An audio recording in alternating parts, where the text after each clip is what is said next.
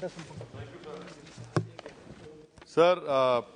जिस अहम मसले पर हम आज इस ऐवान में बहस कर रहे हैं, मेरा मानना है सर कि हमारे भारत के आइन और संविधान में आर्टिकल 47 में इसका हमारे बुजुर्गों ने जिक्र किया था और इस सरकार की उनकी अक्ल में, उनकी इल्म में इजाफे के लिए कहना चाहूँगा कि ये 47 44 से ज़्यादा अहम है, क्योंकि अगर ये ड्रग्स फैल रहे हैं जो हमारे मुल्क में, ये एक दीमक की तरह हमारे उस मुल्क की आने वाली नस्ल को खोखला कर रहे हैं।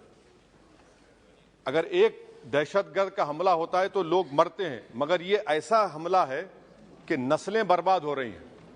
तो इसीलिए सर मैं उम्मीद करता हूं कि हुकूमत 44 के बजाय 47 पर ज्यादा तवज्जो मरकूज करेगी और इस दीमक को जो हमारी नस्ल को बर्बाद कर रहा है पूरे मुल्क में, उस पर यह सरकार को उतरना पड़ेगा।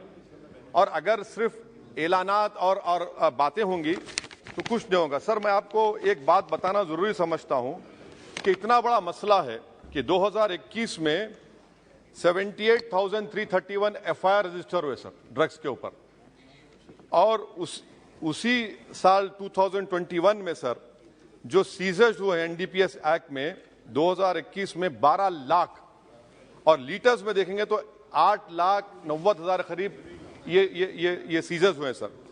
अब सर आपके इत्तला के लिए जो पुलिस का खर्चा होता है, जो पुलिस को गवर्नमेंट देती है, अब देखिए सर डेटा है मेरे पास, मिसाल के तौर पर दिल्ली में सर आप दिल्ली पुलिस कितना खर्चा करिए, देखिए सर 99 करोड़ उनका बजट है, तो 2022-23 बी सर बी में सिर्फ 0.1% खर्चा हुआ है। और आप इसका मुकाबला करेंगे इस दीमक का, इस दहशतगर्दी का। आप देख लीजिए सर आंध्र प्रदेश, आसाम देख लीजिए sir 6% expenditure on police. You come to Rajasthan sir only 3% of 2023 B. West Bengal out of 10,410 4%. Now this is what is the main issue over here, that we are not spending the money which is allocated. How are we going to control this menace? Sir, another important point, India is sandwiched between two largest opium producing regions of Golden Triangle sir, जिसमें Thailand, Myanmar है, और golden crescent है जिसमें Pakistan, Afghanistan, Iran है। और 70% drug हमारे मुल्क में समंदर के रास्ते से आता है। अब समंदर के रास्ते से आता है तो भाई आपकी जिम्मेदारी, आप क्या कर रहे हैं? 70% ड्रग समंदर के रास्ते से आता है, बहरे अरब से आता है, अरेबियन सी से और बे ऑफ बंगाल से आता है। मेरी सरकार से सवाल यह है कि how would you control the dark web? Dealings पूरी डार्क वेब पे होती है और बगैर वो आपके सॉफ्टवेयर नहीं है, आप नहीं कर सकते। दूसरा सर, ये जो ड्रग्स की परचेजिंग होती है, ये डार्क नेट ऐसा ट्रेडिंग प्लेटफॉर्म है, क्रिप्टो करेंसी से ड्रग्स खरीदते हैं। इसके ऊपर आपके पास क्या लाहेअमल है? तीसरी बात यह है कि सर तेलंगाना की पुलिस गोवा गई थी, गोवा की सरकार ताउन करने तैयार नहीं है। 3 बड़े गोवा के ड्रग किंग पिन्स को पकड़कर लाए और वहां की गोवा की पुलिस अनऑफिशियली बोली कि you arrest them after new year, otherwise our tourism industry will get affected. I mean, what kind of nonsense is this? वो बोल रहे हैं कि टूरिज्म इंडस्ट्री को मुतासिर करें। अच्छा, वो ड्रग पिन में कौन है सर? एक इसका नाम इसका नाम नहीं लेना चाह रहा हूं, I don't want to name him. That fellow was a waiter. He is now a mafia lord now. कैसा होगा सर ये? तो इसीलिए हम सरकार से उम्मीद करते हैं सर, मैं खत्म कर रहा हूं। अच्छा sir, in court, if you take this case to court, now what will happen in court if drugs are seized? They are shown seized but not sealed, and that is where you get the bail. आप seize करते हो उसको आप seal ही नहीं करते. There are so many lacunas. 70% of drugs is coming through sea route.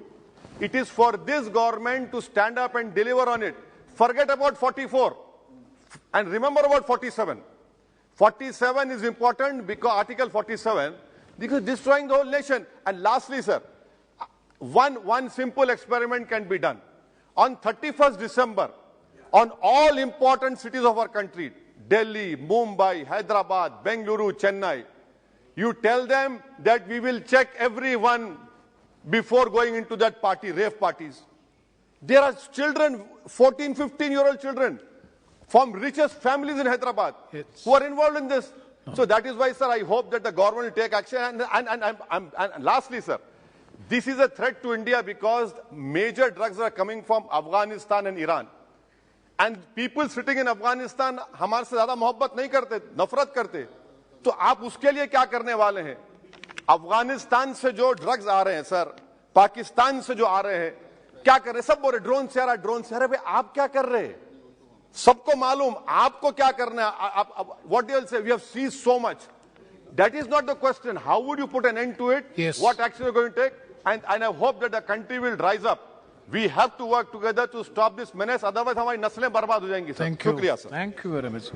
Shri Badruddin Ajmal ji. Riyaz Islamic school तालीमी मैदान में एक नया इनकलाब. इस्लामिक और मॉडर्न एजुकेशन की अजीम दरसगाह. 23 साल तजुर्बे के बाद तलबा और तालिबात के लिए रियाज इस्लामिक स्कूल पेश करता है हिफ्ज़ कुरान, नाज़िरा कुरान क़ायदे के अलावा नर्सरी ता 10वीं जमात तक की तालीम का बेहतरीन नज़्म. बच्चों के लिए हॉस्टल की सहूलत, मुस्तहिक़ तलबा के लिए खुसूसी रियायत, तलबा और तालिबात के लिए अलहदा क्लासेस के माकूल नज़्म, खुसूसी computer classes, hardware and software training. बच्चों में तहरीरी और तकरीरी सलाहियतों को उजागर करने के लिए हफ्तावारी प्रोग्राम. काबिल और मुशफ़िक़ असातिज़ा इकराम की निगरानी में बेहतरीन तालीम नज़्म. सुबह 8 बजे तक शाम 4:30 बजे. दाखिले जारी हैं, उजलत कीजिए. Riyaz Islamic school, opposite lane, new SR petrol pump, Vattapalli, Hyderabad.